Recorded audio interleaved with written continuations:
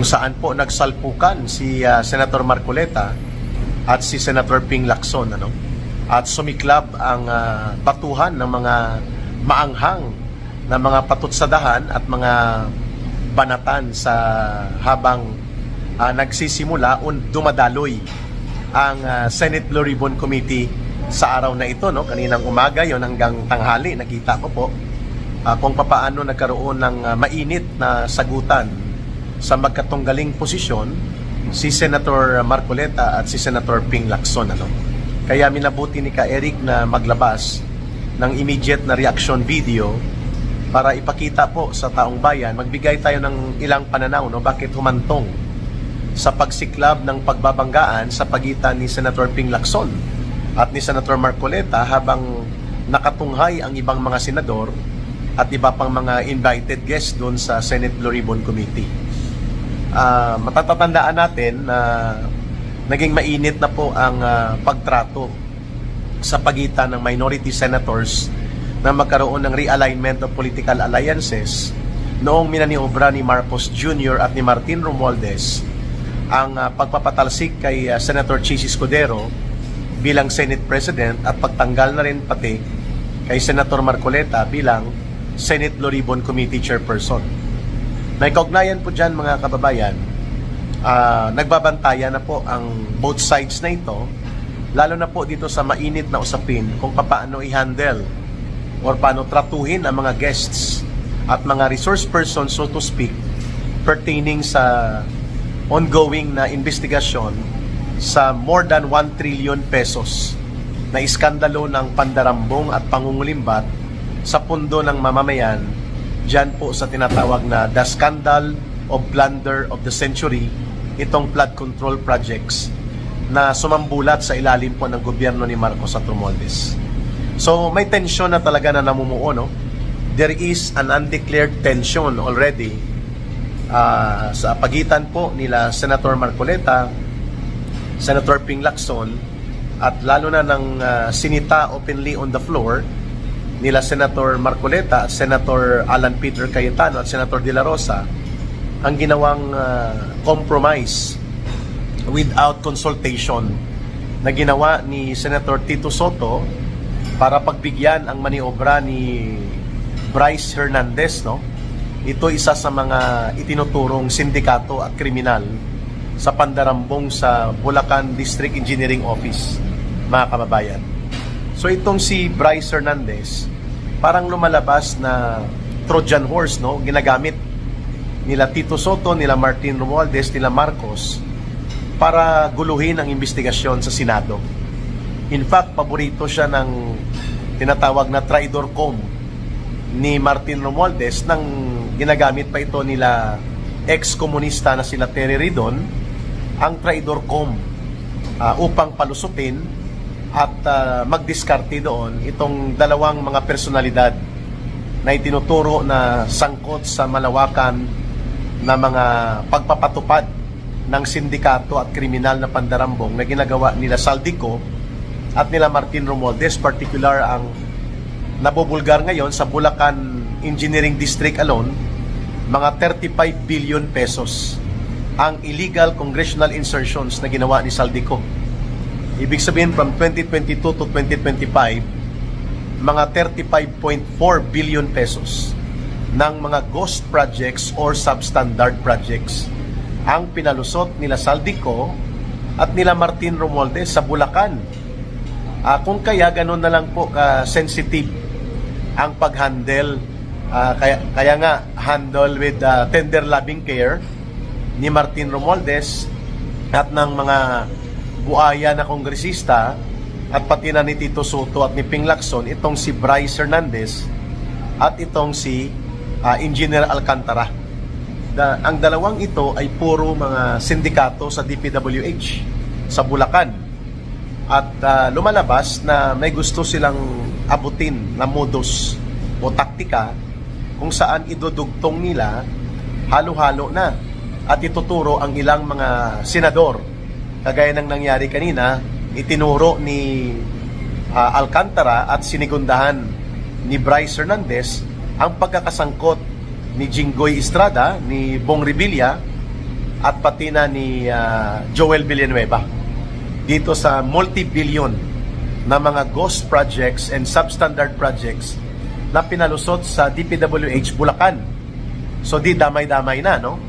Samantalang yung revelations naman ng Diskaya couple na binabanggit ni Senator Marcoleta parang na isang tabi na, sapagkat iniiwasan ni Tito Soto at nila Ping Lacson na maidugtong ito kay Marcos at kila Romualdez, sapagkat ang isa sa mga requirements na nakita kung bakit nakakakuha ng super billion projects itong Diskaya couple ay ang kanilang extra super close kay Martin Romualdez. So itinatanggi ni Romualdez ito, subalit yan ang katotohanan.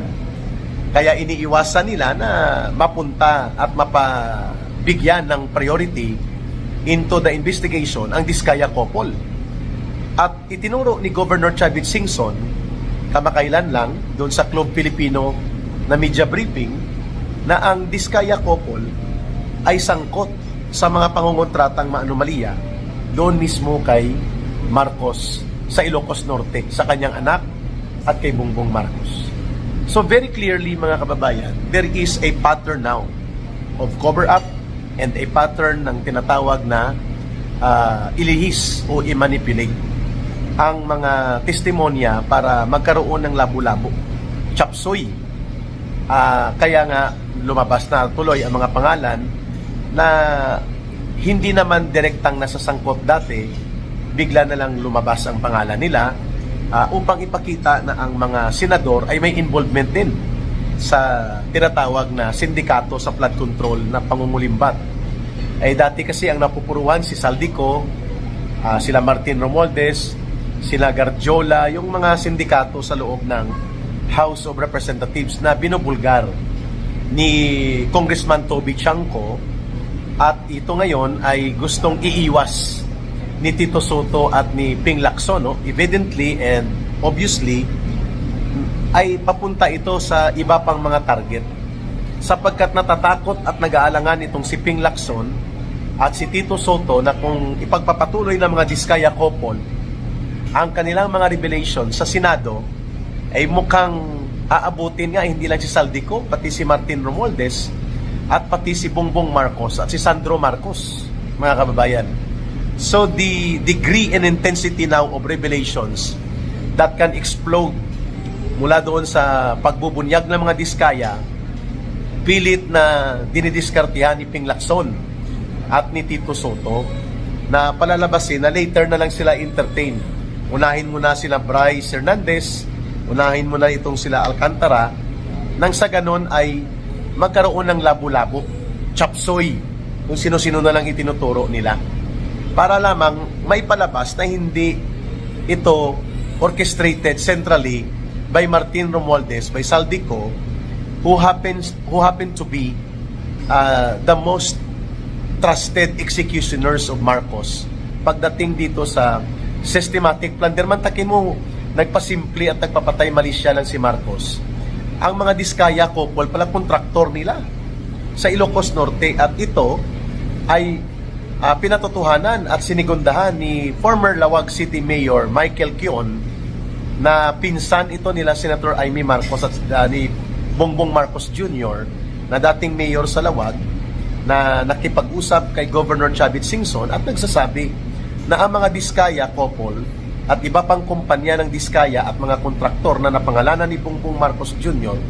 ay mga kontraktor din ng mga proyektong substandard, questionable, maanomalya at puno ng kasindikatuhan, no? According to revelations ng mga proyektong ito na naimbestigahan o nakuhang impormasyon ayon kay Governor Chavit Singson at kay dating Lawag City Mayor Michael Kion.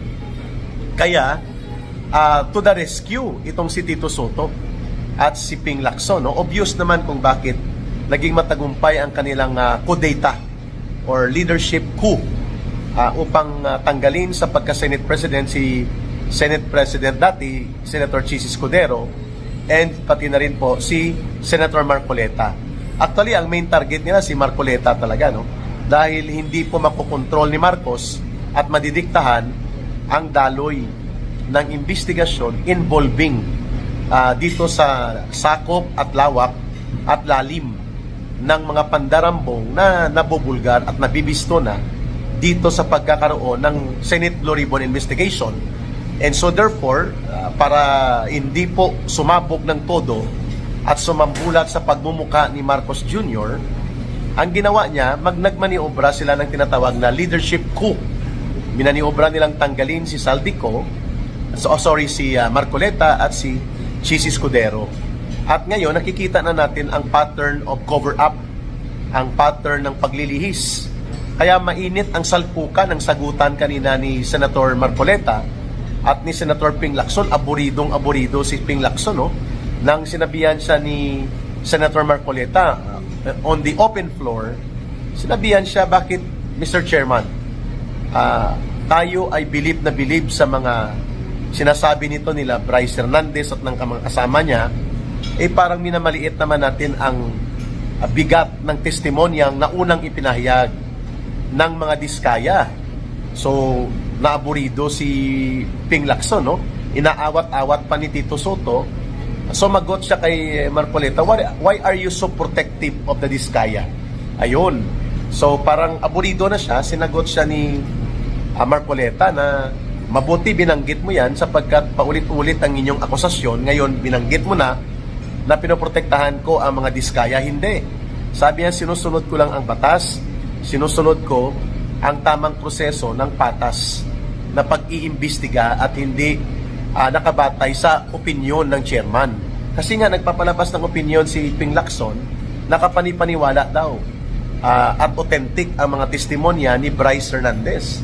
Samantalang ongoing pang investigation. So the main point ni Marcoleta is very simple.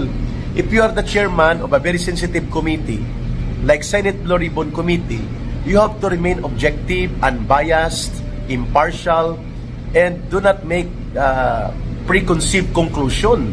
Just because may personal opinion ka, pigilan mo muna. Kasi hindi mo pa nga naririnig ang iba pang mga testimonya at iba pang mga revelations ng iba pang resource persons, no? Bakit nag-concentrate na sa mga grupo ni Bryce Hernandez at nila Alcantara kung saan malinaw na ang kanilang diskarte ay halo-halo na, labo-labo na, chapsoy-chapsoy na, upang ang investigasyon ay hindi mapuruhan at hindi makakonsentrate kay Marcos at kay Romualdez sa kanilang principal na pananagutan. So, nagkasagutan ulit, sabi ni Ping Lacson, are you trying to steal the show? Sabi niya kay Marcoleta, no? Sinagot siya ni Marcoleta, ang aking pinapanindigan ay tungkol sa objectivity. Wala akong anumang layunin dito, kundi irehistro ko ang pananaw ko na dapat sa lahat ng pagkakataon, patas tayo dito at hindi nagpapakita ng ating mga bias na opinyon. Tapos sinagot siya ni Ping Lacson, hindi. Parang sa ginagawa mo, parang gusto mong pigilan ang nagaganap na investigasyon sa Senate Blue Ribbon Committee na ito. Sinabi ni Marcoleta, hindi ko gustong pigilan. Gusto kong gawing patas at objective at mayroong katuturan at hindi nagagamit ang personal na opinyon ni naman sa atin dito habang ongoing pa ang investigasyon. May punto diyan si Marcoleta. How can you make a preconceived conclusion when you are only about 20% into the investigation? O bakit ka nagkaroon ng selective na preference na unahin mo itong mga tagapaglito at tagapagligaw na mga testimonya nito nila Alcantara at Bryce Hernandez samantalang sumasambulat ang direktang pag-uugnay at pagtukoy ng revelations at ng affidavit nila Diskaya na Martin Romualdez and Saldico are acting with another mastermind. Hindi lang natuloy yon kasi nga naputol dahil sa mga kaganapan sa maniobra sa liderato sa Senado. Pero alam na natin na papunta na yon kay Marcos. The revelations of the Diskaya will coincide with what Governor Chavit Singson had declared 2 days ago. Ang sabi ni Governor Chavit Singson, inunahan ni Marcos ang pagkakaroon ng investigasyong ito sapagkat alam niya sa sambulat sa kanyang pagmumuka ang kanyang involvement at ng kanyang pamilya sa kanilang pakinabang dito sa iskandalo ng pandarambong at pangungulimbat sa pundo ng bayan in which Marcos is trying to pretend to be innocent as if he is not the central principal figure of criminal accountability on the crime of systematic plunder and corruption, no? He is trying to play innocent. Itong si Marcos, no, kunwarian, paluha-luha, pailing-iling. Pero alam natin na hindi magre-reveal si Governor Chavit Singson ng ganito kabigat na mga explosive revelations kung hindi may katotohanan o may basihan batay sa kanyang kaalaman.